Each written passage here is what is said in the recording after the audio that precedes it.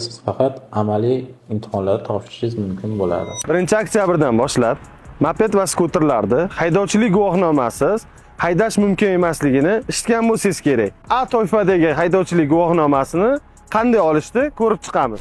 A kategoriyaga yo'llanmaga keladi. Keling. Keling. Assalomu alaykum boshliq. Yaxshimisiz? Hurmatli fuqaro, tibbiy ma'lumotnomangiz hamda haydash guvohnomangizga asosan sizga A toifasi bo'yicha yo'llanma yozib berildi imtihon markaziga borish uchun. Sizning nomingizdagi transport vositasi ham mavjud ekan. Bunday holatlarda Vazirlar Mahkamasining 408 sonli qarori 61-bandiga asosan imtihon markazlarida siz faqat amaliy imtihonlarni topshirishingiz mumkin bo'ladi. Rahmat katta. Boshliq, bitta savol bor edi. Malol. Mana haydovchilik guvohnomasi bo'lsa-yu, nomimda avtotransport bilan ishonchnoma bo'lmasa, uni topshirish tartibi qanaqa bo'ladi? Bunday holatlarda haydovchilarimiz ham amaliy ham nazariy imtihonlar topshirish kerak bo'ladi. Rahmat katta.